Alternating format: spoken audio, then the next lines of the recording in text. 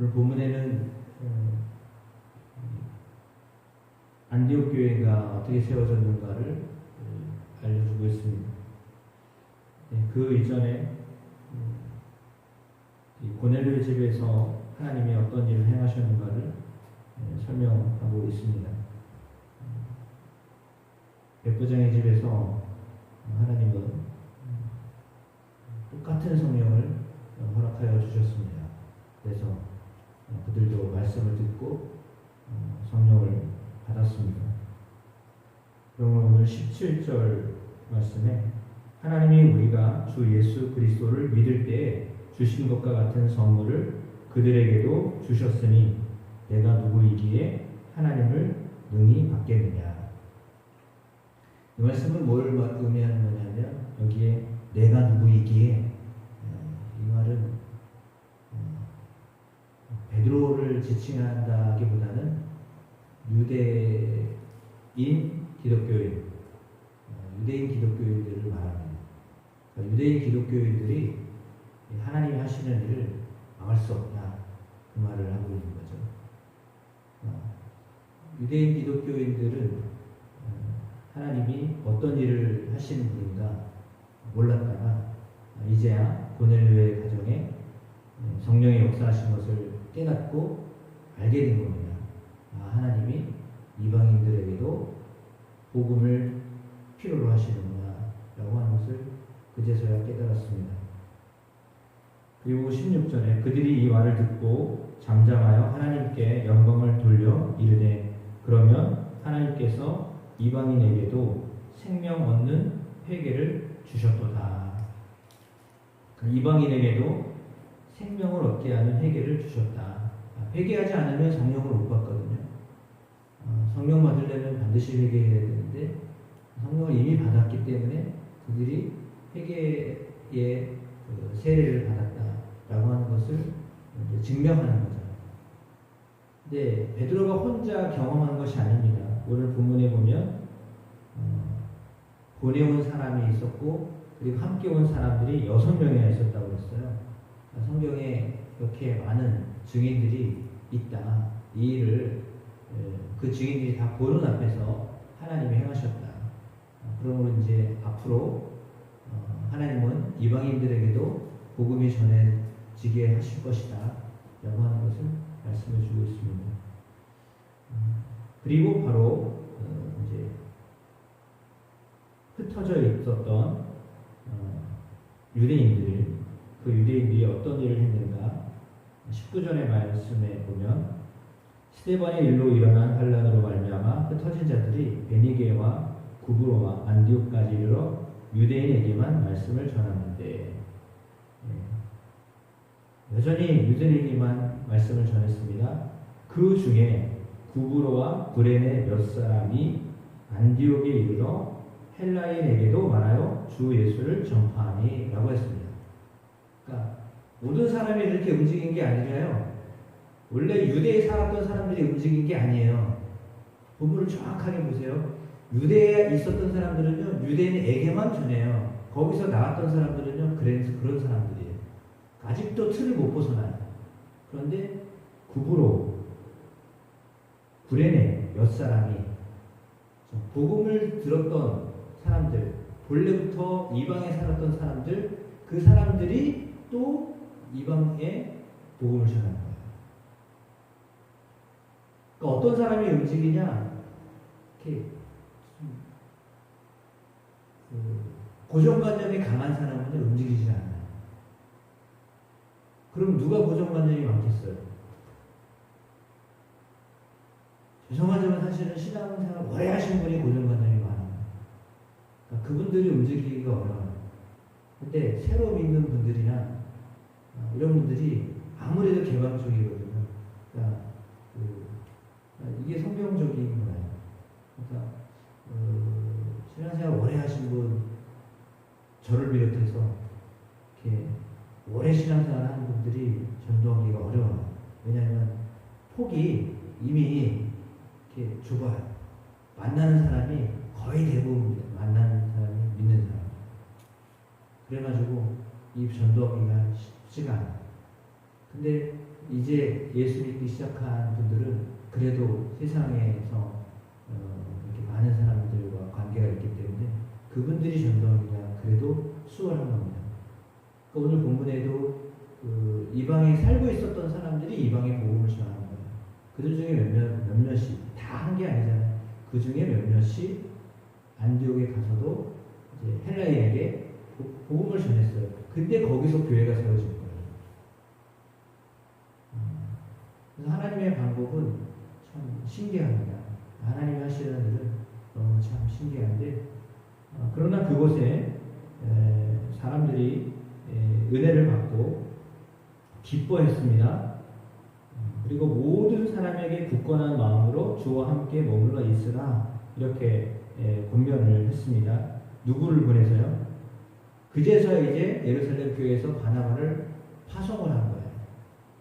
가르치는 것은 예루살렘에서 인정하는. 왜냐하면 이게 복음은 전했지만 가르치는 사람에 대해서는 분명하지가 않으니까 이제 누가 어떻게 전했는지 나와 있지 않잖아요. 그러나 가르치는 사람은 예루살렘 교회에서 인가한 사람을 보내서 그가 말씀을 전하게 한 거죠. 그 사람이 사도가 직접 간 것도 아니고 바나바 집사 중에 한 사람이잖아요. 그 사람을 파송을 시켰습니다. 그래서 안디옥에서 말씀을 전하기 시작했는데 혼자서는 할 수가 없었던 거죠. 사람이 많아진 겁니다.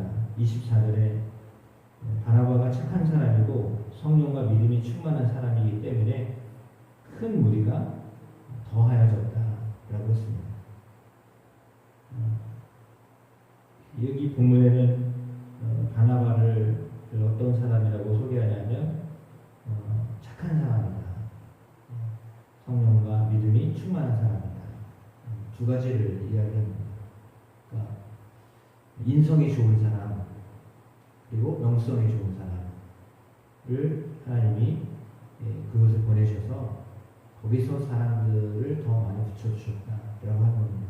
그러니까 어떻게 보면 전도를 한다는 것은 사람들이 제일 먼저 보는 게 인성이에요. 그 사람이 어떤 사람이냐. 이게 사실은 사람들의 선입견이잖아요. 행동이 온전치 않은 사람이 복음을 전하면 이게 신빙성이 없어 보이는 거예요. 근데 오늘 본문의 바나바는 착한 사람이다라고 했거든요. 그러니까 인성이 되어 있는 사람, 품성이 좋은 사람, 그 사람이 먼저 이 복음 전하기에 수월한 사람입니다. 그러니까 성격이 좋은 사람이 말하잖아요. 성격이 이렇게 그런 착한 사람이다라고 했으니까 그리고 거기에다가 성령과 믿음이 충만한 사람이다라고 했습니다. 그러니까 누가는 좀 성령과 믿음을 강조하기보다 착한 사람이었다라고 하는 것을 강조합니다. 먼저 앞에 썼기 때문에 그런 겁니다. 그리고 나서는 누구를 찾아갔습니까? 다소에 있는 사울을 찾아갔습니다. 그러니까 바나바는 마음에 늘 누굴 가지고 머리에 염두에 두고 있었느냐면 사울을 염두하고 있었던 겁니다. 이 사람 앞으로 쓸 사람인데 하나님 쓰시려고 하셨던 사람이 왜 그는 하나님이 다메섹에서 예수 그리스도를 만나게 하셔가지고 이는 이방인을 위한 나의 그릇이다라고 하셨던 말씀을 마음에 새겼던 사람이거든요. 그 소리를 예루살렘에 왔을 때 그 이야기를 마음에 담았던 사람이에요. 그래서 사울이 어떤 일을 할 사람인지를 알았던 사람이거든요. 사도들은 그 말씀을 같이 들었는데도 내키지 않은 거죠. 왜냐하면 저 사람이 누군지를 아니까. 근데 그럼에도 불구하고 오늘 바나바가 안디옥에 갔을 때 근처에 있었던 다소를 부릅니다. 멀리서 또 예루살렘에 오라고 할 수가 없으니까. 그래서 다메섹에 변화받았던 이 사울을 바나바는 찾았고 함께 만나서 안디옥으로 데려가서 그곳에서 함께 1년 동안 큰 무리를 가르쳤다 이렇게 말하고 있습니다. 1년 동안 하나님의 말씀을 함께 가르친 겁니다. 그러니 어떻게 보면 사울은 지식이 풍성한 사람이잖아요. 바리새파 출신이기 때문에 공부를 많이 한 사람입니다. 율법적으로 구약을 많이 보았던 사람이기 때문에 그 말씀의 기초에서 예수님을 보니까 예수님을 전하니까 사람들이 아주 더 견고해졌던 것입니다. 믿고 신앙이 확고해지는 것은 말씀을 들었을 때, 그 말씀을 체계적으로 들었을 때 신앙이 견고해지는 거죠. 그리고 그들을 향하여서 비로소 그리스도인이라 일컬었다라고 했습니다.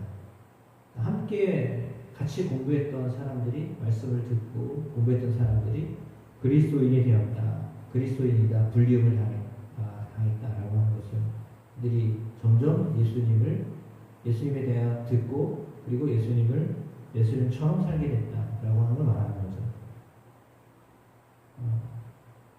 그렇다면 어쩌면 이 과정은 우리 모두에게 다 사실 적용되어야 될 만한 그런 원리입니다.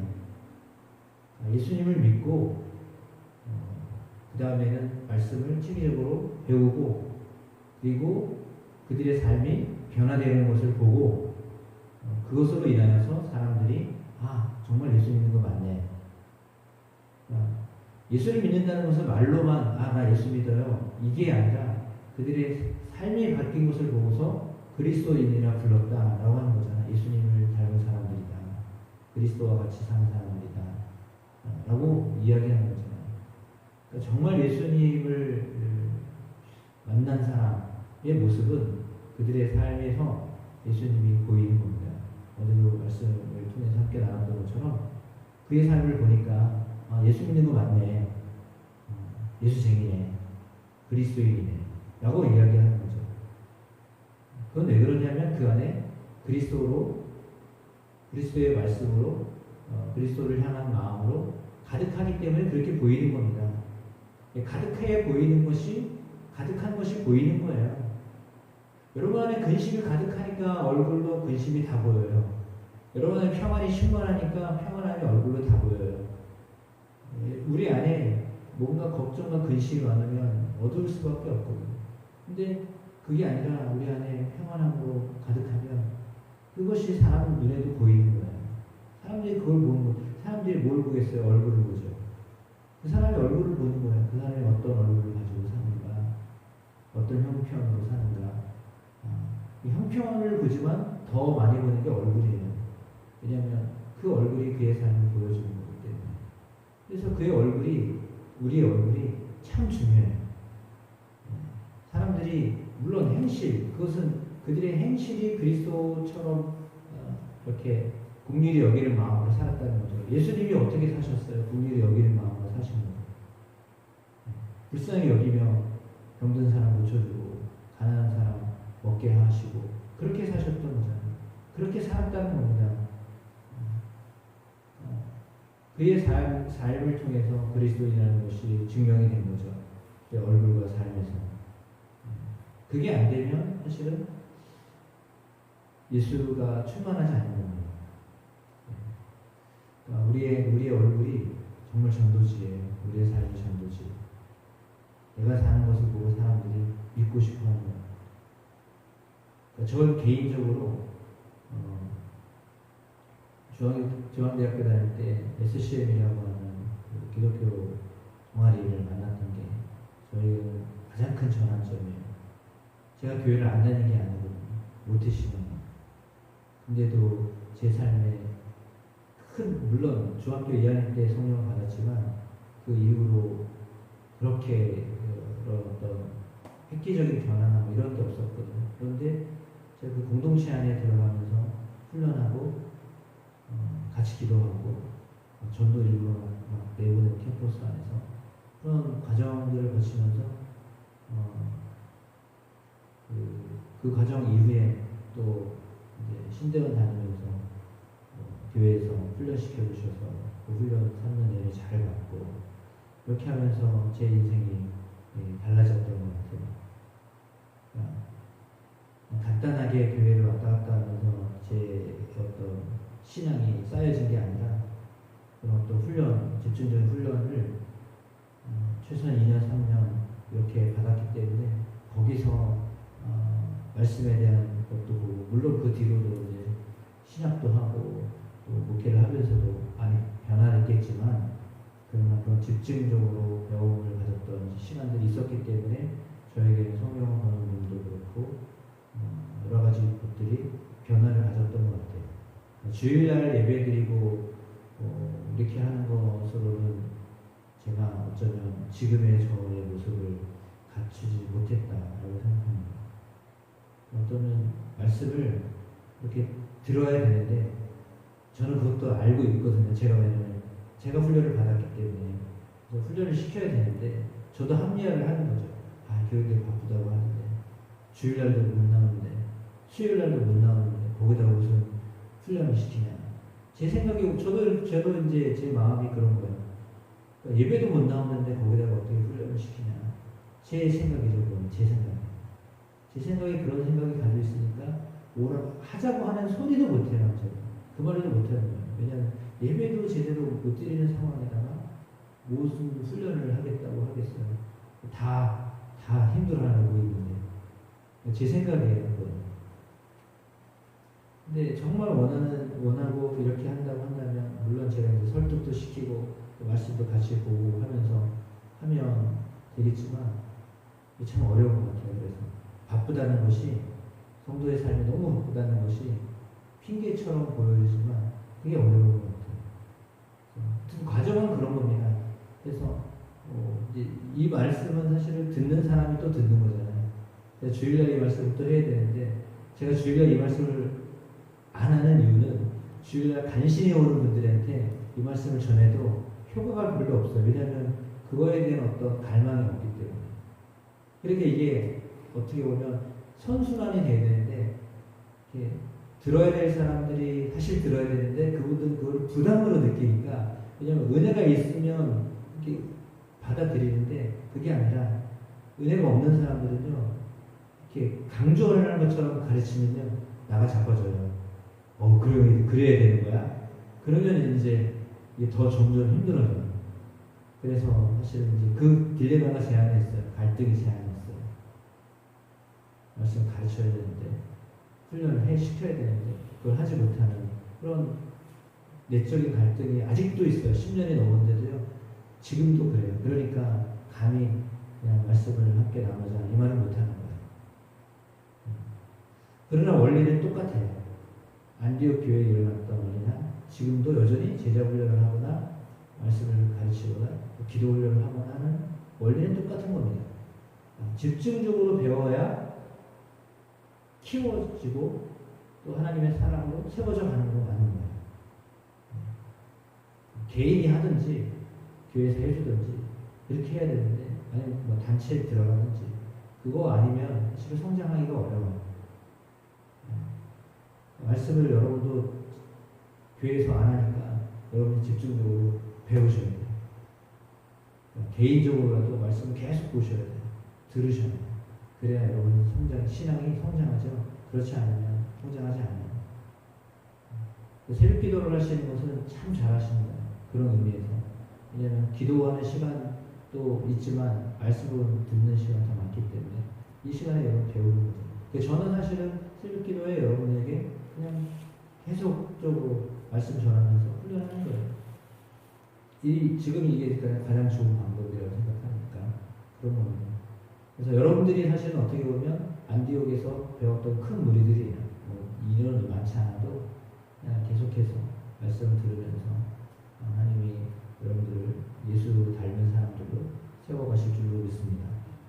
따라서 오늘 그리스도인이라 불렸던 사람들로 일어나서 어떤 일을 했냐면 예루살렘 교회에 부조하는 일을 하게 하셨어요.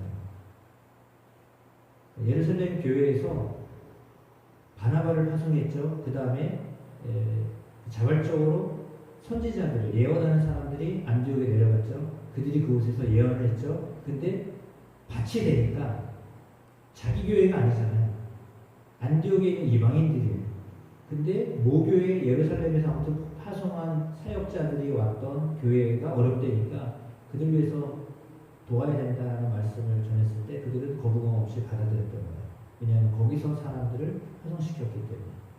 그래서 말씀을 전했더니 그들이 다 협력해서 헌금을 보낸 겁니다. 그러니까 원리가 그렇게 된 거예요. 말씀을 받을 만한 준비가 되니까 그 어려운 시절에 기근이 들었는데 그러면 전국 로마가 다 기근이 들었어요. 자기들도 어려운 거예요. 기근이 들었다는 것은요, 전체가 다 어려웠다는 얘기예요. 근데 똑같이 어려움을 당했는데도 그들은 모교회를 돕고자 하는 마음을 가졌다는 거죠. 그게 훌륭한 거예요. 다 힘들어요, 어려워요. 근데도 돕고자 하는 마음을 하나님 주셔서 그 일을 실천을 했다는 거잖아요. 그러니까 안디옥 교회가 귀하게 쓰임 받는 겁니다. 선교 전초 기제로 그 쓰임을 받은 거예요. 그러니까 우리 교회도 이런 교회가 되기를 소망합니다. 돕는 교회로 세워져야 합니다. 하나님 그 일을 넉넉히 사는 게 아니라 그런 마음 주시기 때문에 거거든요. 그런 교회로 정말 여러분들이나 쓰임받게 되시기를 주의 이름으로 축복합니다. 기도하겠습니다. 하나님은 안디옥 교회를 예루살렘을 통하여서 예루살렘 교회를 통해서 세우셨습니다. 그리고 그곳에 사람들이 말씀을 들으며 훈련을 받고 그렇게 예수님 닮은 사람들로 살게 하셨습니다. 그리고 그 일환으로 그들도 힘들고 어렵지만 모교회 예루살렘을 향하여서 도울 수 있는 마음도 허락하여 주셨습니다. 그리고 그 일에 바나바와 바울을 사용하셔서 또 헌금도 전달하게 하십니다. 이 모든 성숙함이 말씀을 들었던, 말씀을 배웠던 사람들에게 일어났던 것처럼 하나님 이 일들이 오늘 우리에게도 있게 하옵소서. 같은 원리대로 그리스도를 배우고 그리스도를 말씀으로 체험하면서 그리스도처럼 살아가는 저희가 되도록 인도하여 주옵소서. 예수님의 이름으로 기도합니다. 아멘.